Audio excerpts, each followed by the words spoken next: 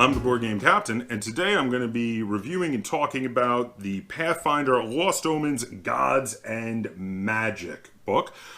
So this is published by Paizo, and I want to give a big thank you to Paizo for sending me this book to read and review and do content with.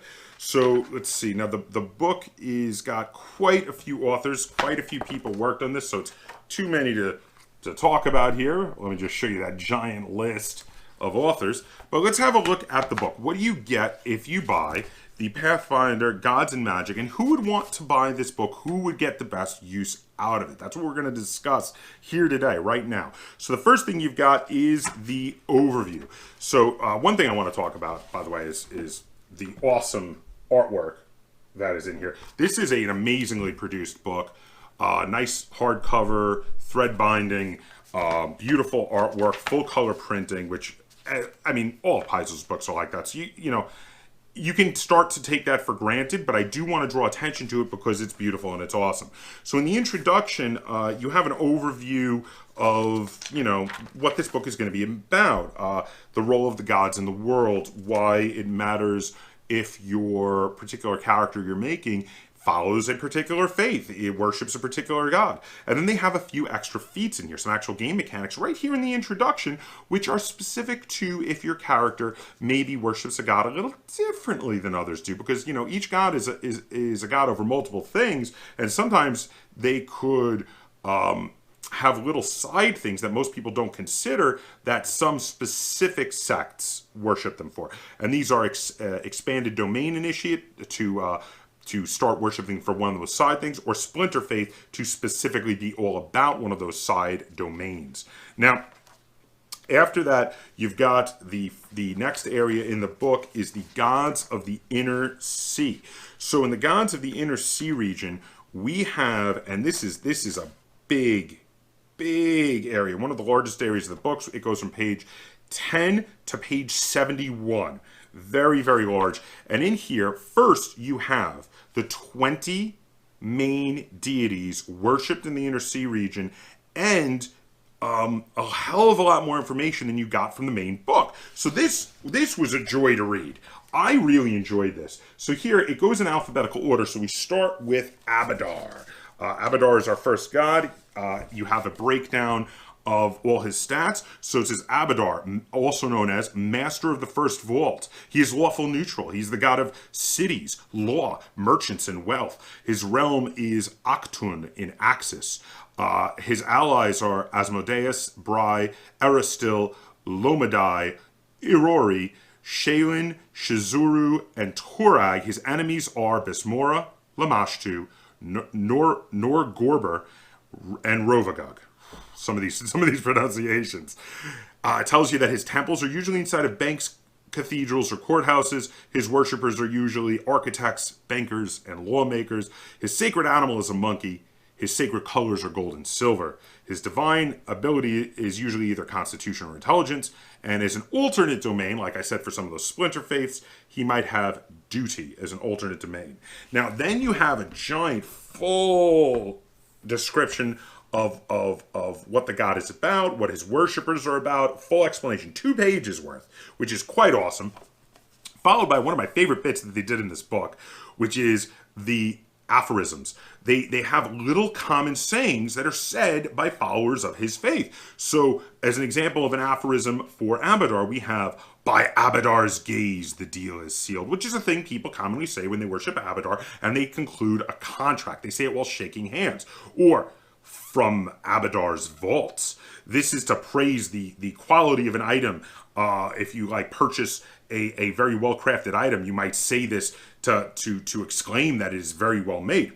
Also another common phrase, "So it is judged," and it's like a standard conclusion, an ending to any sort of proceedings. If once something is over, you would say that to mean it's done, it's over with. And I really get a kick out of these. They have these for all the main 20 deities around the region. So now we go through, and you've got the 20 deities, each one with a big illustration of them, each one with illustrations of symbols of them, and 2 pages of information. The 20 deities that were already mentioned in the main book are the most well covered in this book. and there's unbelievable amounts of information for them. But then we move on to 20 more deities that this book introduces to you that were not really talked about in the main book. So these 20 additional deities are lesser deities that are just here being given their basic stats, the kind of stats that you would have had in the main book of the other deities, plus a bit of fleshing out, a lot of information about them. And they get one full page. Unfortunately, these ones, and this is one of my minor complaints and gripes about this, they don't have the aphorisms for these 20 other deities, which would have been nice, but they do have all the stats to use them and a full explanation of what they're about, as well as their followers.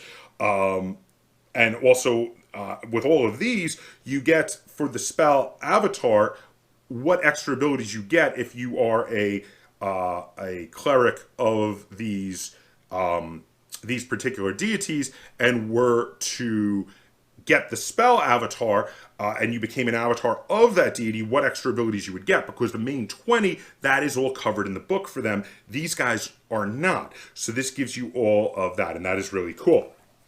So we have 20 extra deities in that regard, and those are really awesome, and that finishes up the Gods of the Inner Sea region chapter, which is a very large chapter detailing in fairly good detail 40 deities. I've read all of these entries, and I have to tell you, this is the highlight of the book for me. I really enjoyed reading about all the various deities of Golarion. I really liked that. I think they provided great detail. Like I said, one of my favorite bits of it was the aphorisms. I just really wish they had included them with the lesser deities.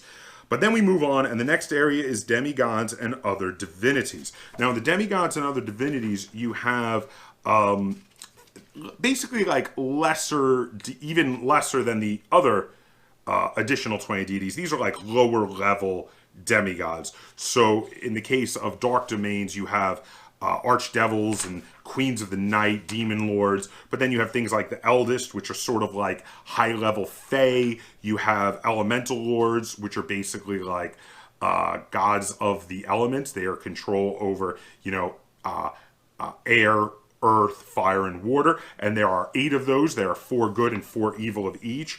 Many of the good ones have actually been imprisoned by the evil ones. There's only, I think, 1 or 2 that are actually loose right now. Then you have the Imperium Lords. The Imperial Lords are basically like holy demigods. They're basically like raised up angels and archons that have semi-demigod-like powers. Then you have the 4 Horsemen of the Apocalypse, which were very interesting, especially considering that they are replaceable. Some of them have been taken out by newer rising demigods who then became one of the Horsemen of the Apocalypse themselves. Then there are monitor demigods, which are very bizarre, but interesting. Very cool stuff. Then we have some outer gods and great old ones, which I love that they included these in here. I was a little surprised that there was no Cthulhu. That seems like the no-brainer, but maybe they didn't want to include him because he's such a no-brainer. But they included Azathoth, Nimbalathoth, which is one I was not even familiar with. He must be from one of the later authors. Nyarlathotep, Zamendor, and Yog-Sothoth. Of course, and Hastor. Hastor being, of course, one of the outer gods that actually predates Lovecraft's writing, that he adopted into his writing. So there are some of the very famous ones, specifically Yog-Sothoth, Nyarlathotep, and Azathoth are very famous members of Lovecraft's Pantheon. Then we get into philosophies and spirituality. And here's an interesting thing where you can have your character, instead of being devoted to a god, to being devoted to a general pantheon of gods, kind of like how someone might have said they worshipped the Greek gods in the old world, or the Norse gods, or the Egyptian gods, or whatever it might have been. But then also there are some interesting different sections with worshiping, instead of worshiping a god, being devoted to a philosophy. Because just because the gods are real and everybody knows they exist doesn't mean you feel that they're worthy of being worshipped. You might be anti the gods and be more into one of these particular other philosophies. God calling has to do with summoning up these lower level demigods to live amongst you. The green faith is like a worship of nature. One of the very interesting bits in this is they have, as one of their philosophies, they have the philosophy atheists and free agents, which are people that specifically reject the deities and do not believe any of them are worthy of being worshipped, which is a very interesting concept. It's not atheism like they don't believe in them. They know they're real because they show up in physical form and do things in this world, but they don't like any of them and they don't think they should be messing around with mortal affairs. Then you've got tons of mechanical stuff. And this is where I was very intrigued by how much mechanics were in this book, because this chapter, which is character options, is loaded. You've got feats, and the feats are many of which are not just for like clerics and champions. I know what you're thinking. When you're thinking about this book, you're thinking, okay, there's going to be a ton of stuff in here for clerics and champions. Game masters are going to like it too. But what about me? I'm playing a barbarian or I'm plying a wizard. What do I care? There's tons of stuff in here for you. In particular, there's this one particular feat that I'm a big fan of. It's a level 7 feat called Evangelize, which allows you to stupefy a target for 1 round by throwing out a truth of your point of view, depending on what philosophy or religion you worship. And as long as the enemy does not belong to that same religion or philosophy, you stupefy them. And this is, in my opinion, one of the best reasons to be an atheist in this game, because generally speaking, most of the beings you encounter are not going to be atheists. They're going to worship one of the deities. Atheism would be very, very rare. So being an atheist means this will give you power over just about any enemy you can encounter. And there's tons of feats in here. I mean, 2 pages full. Look at all of these. Really, really, really cool new options. Then we get into magic, and I know what you're thinking, but it's not just spells for clerics and champions. The first area is actually regular spells that are also being able to be taken by wizards and sorcerers and such. So, and that takes up quite a few pages before you get to the domain spells, which are the ones that are specifically for if you are a cleric or a champion and you have a domain that is granting you spells. And they have ones here for new domains that are introduced in this book, because a lot of the new deities have new domains that were not in the main book. They also have a lot of alternate ones for other domains. Now, once we get past there, we have new items and weapons.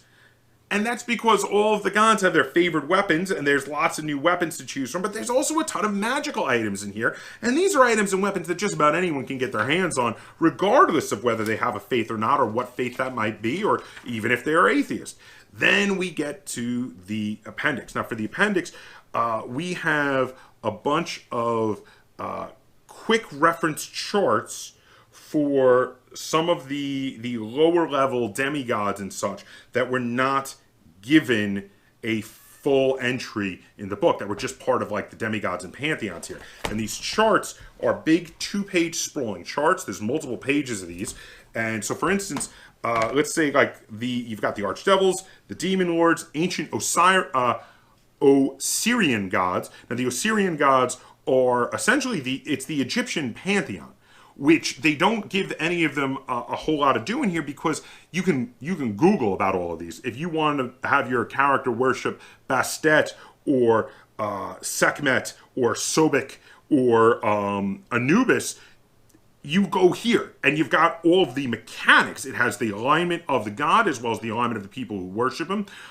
Their second title, so for instance, Sobic, the god with the crocodile head, god of the Nile, original patron god of the Egyptian military.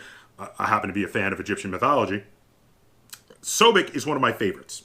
So let's go down Sobic. So Sobic is chaotic neutral. He is worshipped by people that are true neutral, chaotic good, chaotic neutral, and chaotic evil.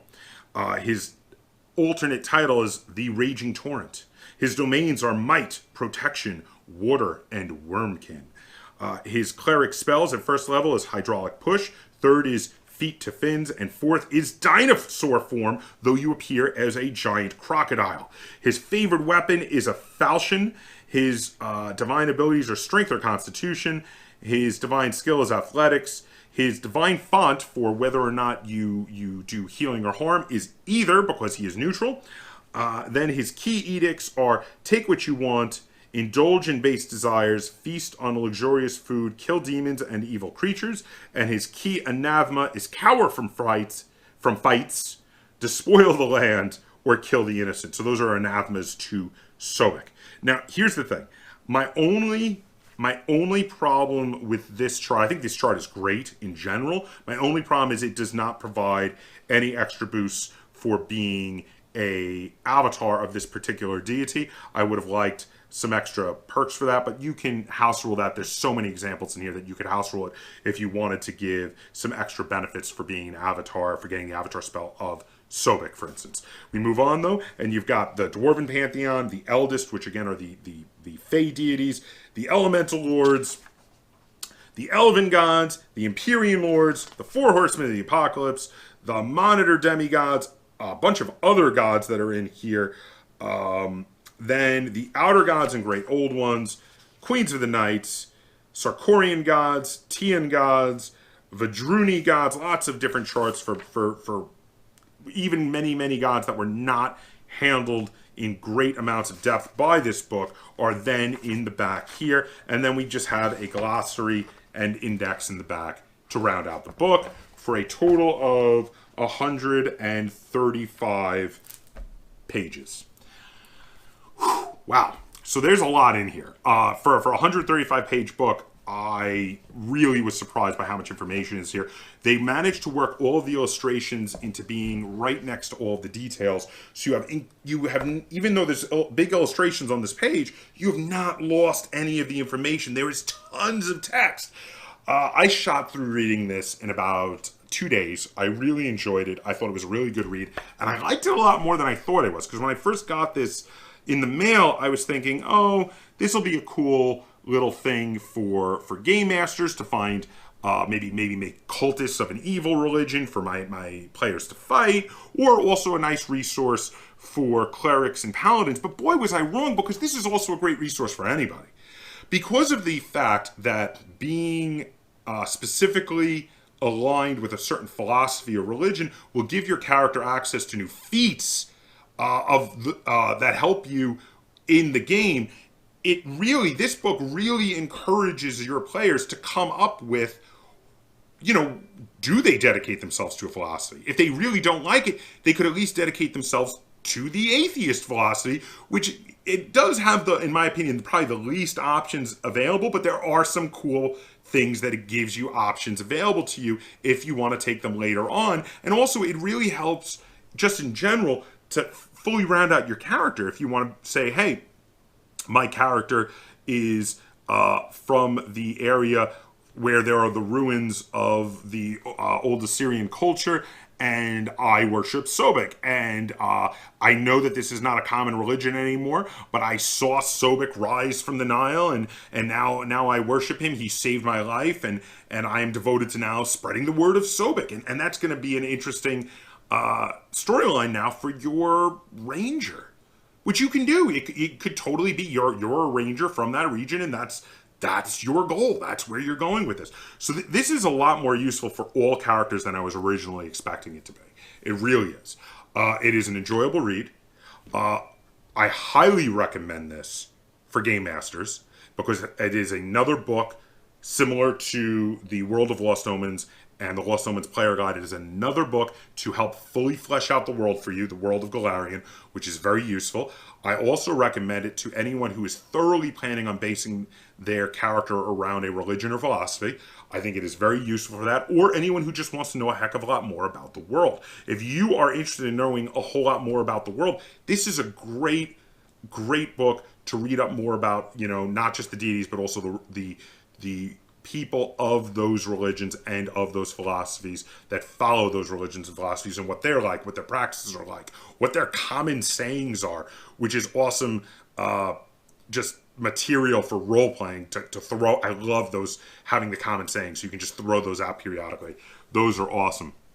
So yeah, I would actually recommend this book to quite a few people playing Pathfinder in the default Pathfinder world, because it is so freaking cool, actually. I'm going to give the Pathfinder Lost Omens Gods and Magic Guide a 8 out of 10 stars because I thoroughly enjoyed it. I think it's full of lots of great material, both role-playing wise and mechanical. There's a ton of mechanics in here. New spells, new feats, tons of stuff that you can get for your character. And it doesn't have to be. Your character does not have to have been a faithful type character. It doesn't have to be a cleric. It doesn't have to be a paladin. And there are options in here if you don't specifically want your character to be a religious character, but to be a philosophical one. So yeah, so if you are a game master, I would definitely say you should buy this book. If you're planning on making a character, whether they're a cleric or champion, or just another type of character, but you want them to be faith a big part of their storyline, or philosophy a big part of the storyline, I also definitely recommend this book. And also, again, if you just want to know more about the world, I definitely recommend this book. This is a great addition to my collection, and I recommend it to you. So if you have any questions, comments, or concerns, either on the book, Pathfinder Lost Omens, Gods and Magic, or on this video, feel free to put them in the comments down below. And if you enjoyed this review of this role-playing game product, and you'd like to see me do more like it, be sure to give this video a like, share it on all forms of social media, and if you haven't already, please subscribe to the Board Game Kaptain. That's Kaptain spelled with a K on YouTube. And until next time, game on.